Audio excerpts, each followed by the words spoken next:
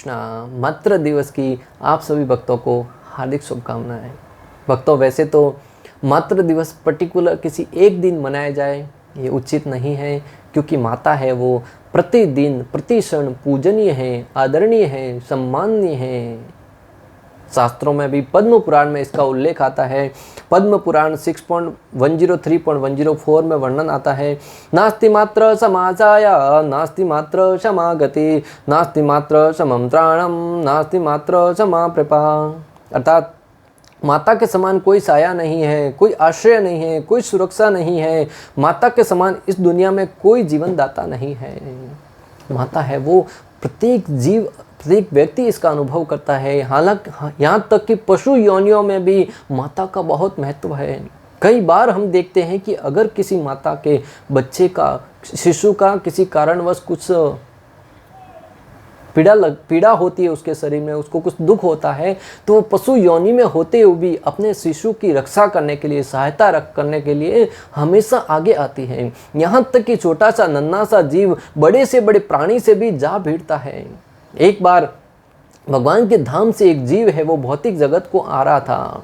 तब उसने भगवान के समक्ष जिज्ञासा रखी, प्रश्न किया कि हे भगवान, आप मुझे यहाँ से भौतिक जगत में भेज तो रहे हैं, यहाँ पे तो आप हर समय हमारी रक्षा करते थे, हर समय आप हमारी सहायता करते थे, आप हमारी हर एक आवश्यकता को पूर्ण करते थे, परंतु भौतिक जगत में मेरी सहायता कौन करेगा, मेरी रक्षा कौन करेगा, मेरी देखभाल कौन करेगा? वहाँ पे तो प्रत्येक व्यक्ति अपनी ही इच्छाओं को पूर्ण करने में, अपनी आवश्यकताओं को पूर्ण करने में प्रति क्षण लगा हुआ है, फिर मैं किसके आश्रय में रहूँगा?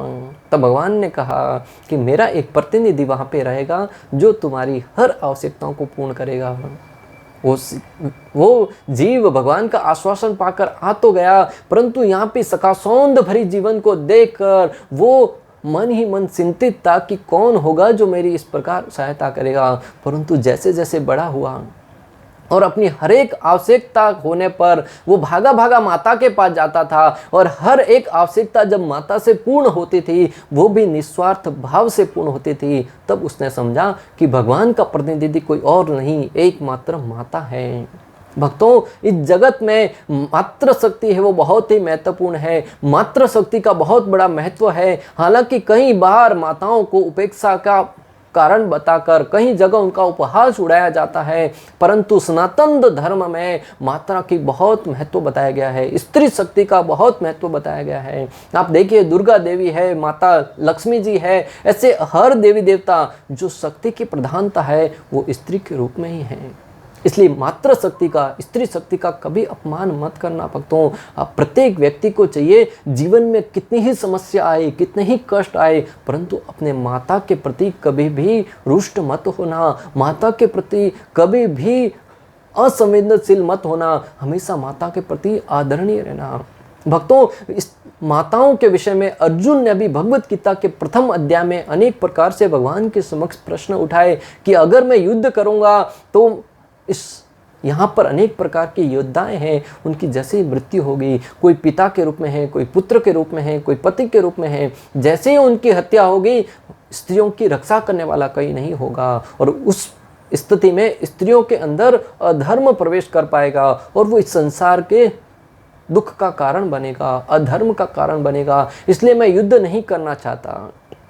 भक्तों, इस बात से ये सिद्ध होता है कि जो स्त्रियों की रक्षा है, स्त्रियों की सुरक्षा है, स्त्रियों का सम्मान है, वो बहुत ही महत्वपूर्ण है। जब अर्जुन जैसा धनुर्धर जो श्री कृष्ण के साथ था वह इस बात को लेकर चिंतित था, तो आज आप और हम भी चाहिए कि ये सुनिश्चित करें कि हम अपनी माताओं को, यहाँ स्वयं अपनी माता को तो छोड़िए, इस संसार की प्रत्येक स्त्री को अपनी माता के समान दर्जा देते हुए, कोई बहन के रूप में हो, कोई पत्नी के रूप में हो, कोई माता के रूप में हो, हर एक क्षेत्र में उनकी सुरक्षा करने का हम उत्तरदायित्व लेना चाहिए। तब जाकर परम पिता परमेश्वर प्रसन्न होंगे। आप भगवान की भक्ति कीजिए, परंतु जब तक कोई व्यक्ति अपने माता के प्रति सम्मान्य नहीं हो सकता, जब तक कोई व्यक्ति अपने माता के सेवा भाव के प्रति अपने को समर्पित नहीं करेगा तब तक परमात्मा भी प्रसन्न नहीं होगा।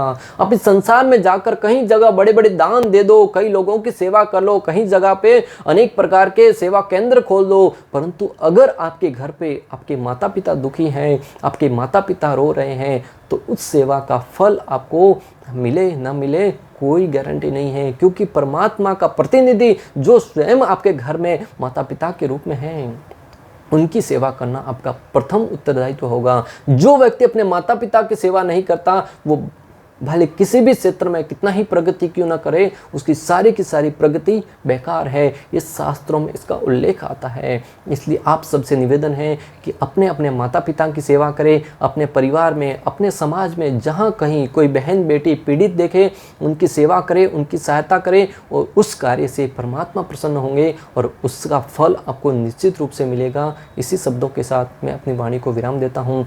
आप सभी को मातृ दिवस की एक बार पुनः बहुत बहुत शुभकामनाएं, हार्दिक शुभकामनाएं। हरे कृष्णा।